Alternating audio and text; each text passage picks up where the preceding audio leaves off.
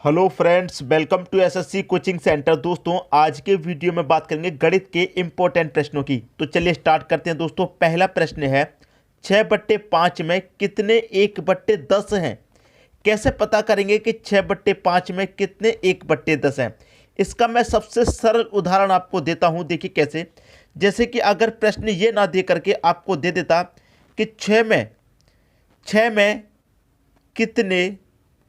6 में कितने 2 हैं।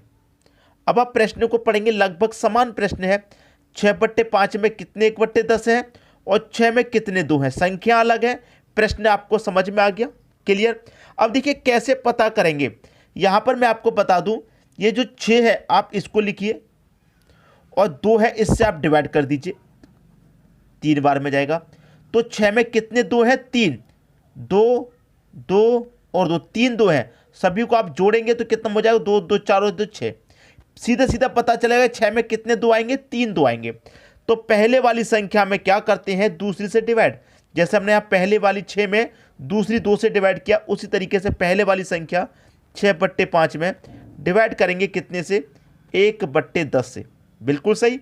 अब देखिए ये 6/5 ऐसे ही रहेगा और भाग वाली संख्या को जब हम गुना में बदलते हैं तो ये संख्या पलट जाती है। तो पलट जाएगी तो 10 ऊपर हो जाएगा, 1 नीचे आ जाएगा। 5 से मैं 10 को काटूंगा 2 बार में, 6 कमल पे 2 से हो जाएगा कितना, 12। तो 6/5 में कितने 1/10 हो जाएंगे, 12 हो जाएंगे। ये आपके प्रश्न का बिल्कुल सही आंसर हो जाएगा, बी ऑप्शन बिल्कुल सही। उम्मीद करूंगा सभी की समझ में अच्छे तरीके से प्रश्न आ गया होगा, किसी को कोई समस्या नहीं होगी। अब देखेंगे अगला प्रश्न। अगला प्रश्न है 1 सही 1/2 में कितने 1/2 हैं। तो सबसे पहले इसको क्या करेंगे, सही फॉर्म में लिख लीजिए। सही फॉर्म में कैसे लिखेंगे, 2 1 कम 2, 2 में 1 जोड़ेंगे 3/2, कितना हो जाएगा, 3/2 हो जाएगा। भाग कितने से करेंगे, भाग करेंगे 1/2 से। तो ये 3/2 हमने लिख लिया। और भाग वाली संख्या को जब गुना में पलटेंगे तो ये संख्या पलट जाएगी, 2 ऊपर चला जाएगा, 1 नीचे। 2 से 2 कट जाएगा, कितना बचेगा दोस्तों, आपके पास 3 बचेगा। तो 1 सही 1/2 में कितने 1/2 हैं, 3। ये आपके प्रश्न का सही आंसर है। बी ऑप्शन में आपके प्रश्न का आंसर मिल गया, बिल्कुल सही हो जाएगा बी ऑप्शन। उम्मीद करूंगा कि सभी की समझ में अच्छे तरीके से प्रश्न आ गया होगा। अब देखेंगे अगला प्रश्न। अगला प्रश्न है 5/9, 8/9, 7/9, 4/9 में सबसे बड़ी भिन्न कौन सी है। इन चारों भिन्नों में सबसे बड़ी भिन्न कौन सी आएगी, ये आपको बताना है, ठीक है। देखिए भिन्न में क्या, ऊपर वाली जो संख्या होती है उसको बोलते हैं अंश, और जो बटे में संख्या होती है उसको बोलते हैं हर। बटे में जो संख्या होती है, तो यहाँ पर बटे में आप देखेंगे सभी के बटे में 9 दे रखा है, समान संख्या दे रखी है, ठीक है। जब ऐसा प्रश्न हो आपका कि जिसके बटे में समान संख्या हो, तो जिसका अंश बड़ा होगा वो भिन्न बड़ी होगी। तो सबसे बड़ा अंश किस संख्या का है, 8। 8 आपका सबसे बड़ा अंश है। 5 8 7 4 में सबसे बड़ा कौन, 8। तो 8/9 सबसे बड़ी भिन्न हो जाएगी, बड़ी भिन्न हो जाएगी 8/9। अगर इसी में छोटा पूछ लेता तो देखिए सबसे छोटा अंश किसका है, 4। तो 4/9 सबसे छोटी भिन्न हो जाएगी। समझ में आई बात, क्लियर दोस्तों। ये कब होता है इतनी आसानी से, जब सभी का आपका हर समान है, तब आप बड़ी आसानी से निकाल सकते हैं छोटे भिन्न और बड़ी भिन्न, ठीक है दोस्तों। अब देखेंगे अगला प्रश्न। अगला प्रश्न है 3/7, 5/7, 6/7, 4/7 में सबसे छोटी भिन्न। मैंने अभी अभी क्या बताया, जिसका हर समान है उसमें छोटी भिन्न और बड़ी भिन्न निकालना बड़ा आसान है। छोटी भिन्न पूछ रहा है तो देख लीजिए अंश किसका सबसे छोटा है, भाई 3 सबसे छोटा अंश है। 3/7 सबसे छोटी भिन्न हो जाएगी, 3/7 सबसे छोटी भिन्न हो जाएगी, क्लियर। सबसे छोटी भिन्न 3/7। 3/7 किस ऑप्शन में है, बी ऑप्शन में, सही हो गया। अगर इसी में बड़ी भिन्न पूछ लेता तो देखिए सबसे बड़ा कौन, 6। 6/7 आपकी बड़ी भिन्न हो जाती। इतना आसान है, अगर आपका हर समान दिया गया है तो बड़ी आसानी से आप निकाल सकते हैं। अगर आपका हर समान नहीं रहेगा तब कैसे करेंगे, वो भी देख लेते हैं दोस्तों। अब देखते हैं अगला प्रश्न। अगला प्रश्न है निम्न में से सबसे छोटी भिन्न कौन सी है। अब यहां पर आप देखेंगे 25, 11, 100, 69, सभी का हर यहां पर अलग अलग है।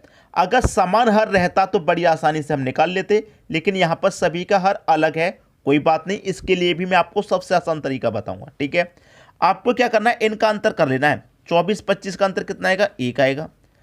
10 और 11 का अंतर भी 1 आएगा। 99 और 100 का अंतर भी कितना आएगा, 1 आएगा।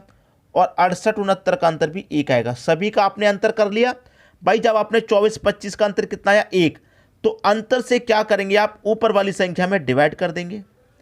यहां अंतर कर दिया, दोनों का 1 आया, अंतर से ऊपर वाली संख्या में डिवाइड। यहां दोनों का अंतर 1 आया, अंतर से ऊपर वाली संख्या में आप डिवाइड करेंगे। यहां दोनों का अंतर 1 आया, अंतर से ऊपर वाली संख्या में डिवाइड। भाई कितना भी अंतर आ सकता है, यहां सभी में अंतर 1 है, किसी में 2 अंतर भी आ सकता है, किसी में 3 भी आ सकता है, उससे कोई फर्क नहीं पड़ता। अंतर से ऊपर वाली संख्या में डिवाइड।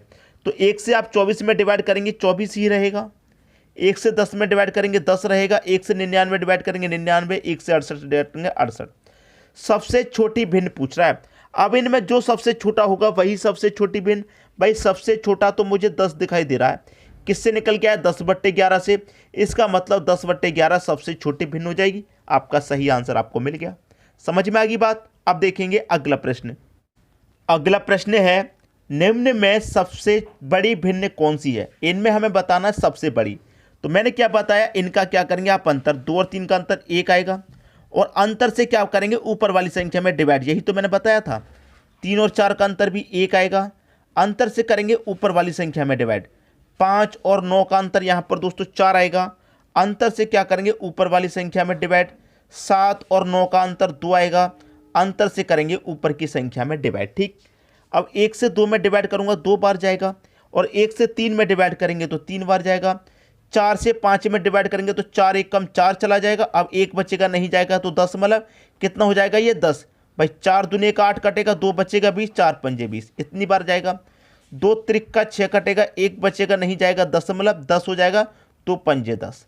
अब इसमें देखिए सबसे बड़ा कौन, सबसे बड़ी भिन्न पूछ रहा है ना, तो जो सबसे बड़ा होगा वही सबसे बड़ी भिन्न है। अब भाई देखिए सबसे बड़ा कौन, 2, 3, 1.25 या 3.5। देखिए यहाँ पर 3 और यहाँ पर 3.5, तो 3 और 3.5 में कौन बड़ा, आप जानते हैं 3.5 बड़ा। तो 3.5 किससे निकल के आया, 7/9 से। 7/9 आपकी सबसे बड़ी भिन्न है। आगे सभी की समझ में सवाल। अब देखेंगे अगला प्रश्न। अगला प्रश्न है, 2/3, 3/5, 5/6 में सबसे बड़ी तथा सबसे छोटी भिन्न का अंतर क्या है। सबसे बड़ी भिन्न और सबसे छोटी भिन्न का हमको अंतर निकालना है। तो कैसे निकालेंगे, सबसे पहले तो हम ये पता कर लेते हैं सबसे बड़ी भिन्न कौन सी है और सबसे छोटी। कैसे निकालते हैं, दोनों का अंतर करेंगे। 2 और 3 का अंतर 1 आएगा, अंतर से ऊपर वाली संख्या भाग करेंगे। यहाँ दोनों का अंतर करेंगे, कितना जाएगा, 3 और 5 का अंतर 2, अंतर से ऊपर वाली संख्या भाग। 5 और 6 का अंतर 1, अंतर से ऊपर वाली संख्या भाग। 1 से 2 में 2 बार जाएगा, 2 से 3 में कितनी बार जाएगा, 2 1 कम 2, 1 बच्ची का नहीं जाएगा, 10 मतलब 10 हो जाएगा, 2 पंजे 10। 1 से 5 में देंगे 5 बार। तो सबसे बड़ी तथा सबसे छोटी भिन्न का हमको अंतर बताना है। तो 2, 1.5 और 5 में सबसे बड़ा कौन, भाई 5/6 सबसे बड़ा है, क्योंकि इसका मान कितना निकल गया, 5। तो 5/6, 5/6 सबसे बड़ी भिन्न हो गई। ठीक है, सबसे छोटी 1.3/5 आपकी सबसे छोटी भिन्न हो गई। इनका हमसे क्या पूछ रहा है, अंतर पूछ रहा है, तो अंतर निकाल लेते हैं। भाई देखिए 6 5 का एलसीएम लेंगे, कितना आ जाएगा, 6 5 30, इनका एलसीएम आ जाएगा। 6 से 30 को काटेंगे 5 बार में, 5 5 कितना, 25, माइनस 5 से काटेंगे 30 को 6 बार में, 6 3 का कितना, 18। अब 25 में से जब 18 जाएगा 7 बचेगा, बटे में कितना, 30। तो 7/30 ये क्या हो गया, आपके प्रश्न का सही आंसर। 7/30 आपको दे रखा पहले ऑप्शन में, ये आपके प्रश्न का बिल्कुल सही आंसर हो जाएगा। सभी की समझ में अच्छे तरीके से प्रश्न आ गया होगा। अब देखेंगे अगला प्रश्न। अगला प्रश्न है, 1/3, 3/4, 2/5, 6/7 का आरोही क्रम क्या है। दोस्तों एक होता है आपका आरोही क्रम और एक होता है अवरोही क्रम। ठीक है, इसको ध्यान रखना, आरोही क्रम और अवरोही क्रम, ये आपको इस बार आरोही क्रम पूछा है। तो देखिए आरोही क्रम का मतलब होता है संख्याओं को बढ़ते हुए क्रम में लगाना, जो आपकी भिन्न होंगी उनको बढ़ते हुए क्रम में लगाना। तो सबसे पहले तो हम भिन्न को ये पता कर लेते हैं कौन सी छोटी है कौन सी बड़ी। तो कैसे पता करते हैं, 1 और 3 का अंतर करेंगे 2 आएगा, अंतर से ऊपर वाली संख्या में डिवाइड। 3 और 4 का अंतर 1 आएगा, अंतर से ऊपर वाली संख्या में डिवाइड। 2 और 5 का अंतर 3, अंतर से ऊपर की संख्या में डिवाइड। 6 और 7 का अंतर 1, अंतर से ऊपर की संख्या में डिवाइड। ठीक है, भाई 2 से मैं 1 में डिवाइड दूंगा नहीं जाएगा, 10 हो जाएगा, 2 पंचे 10, 10 आया इसका आंसर।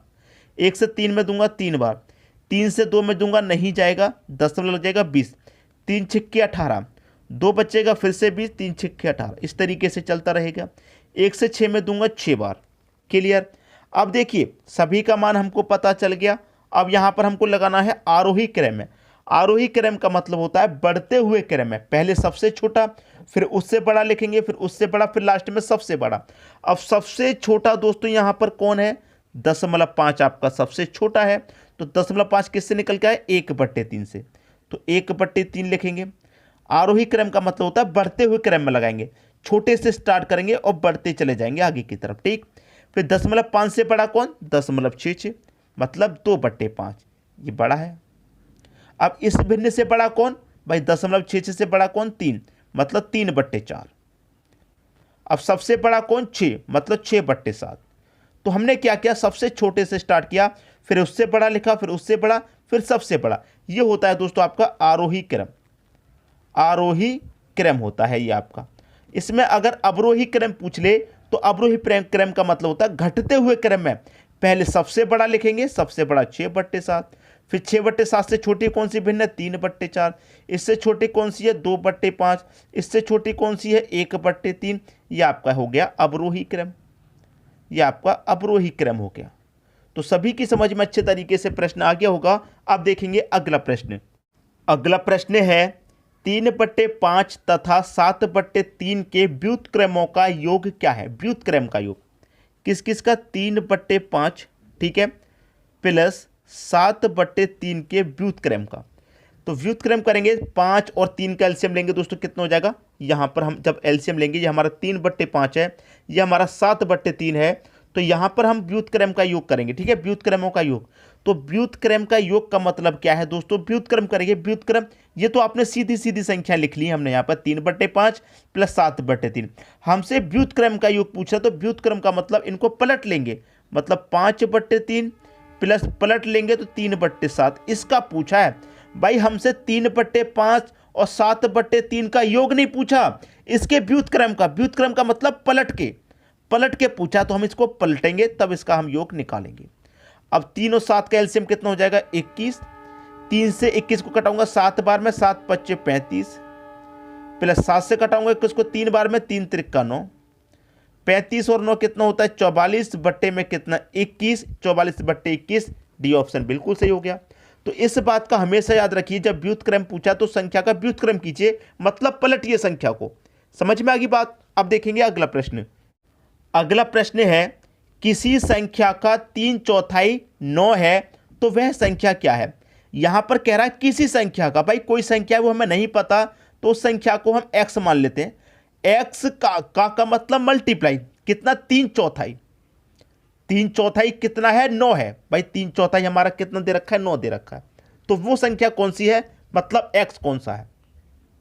3×3 = 9 कट जाएगा, 4×3 कितना होता है? 12। तो x का मान आपका सीधा सीधा 12 निकल के आ गया। तो वो संख्या हमारी कौन सी है? 12 है। बी ऑप्शन हो जाएगा आपके प्रश्न का सही आंसर। मैं उम्मीद करूंगा दोस्तों सभी को प्रश्न अच्छे तरीके से समझ में आ गया होगा, किसी को भी प्रश्न में कोई भी समस्या नहीं होगी। ठीक है दोस्तों, वीडियो देखने के लिए आपका बहुत बहुत धन्यवाद।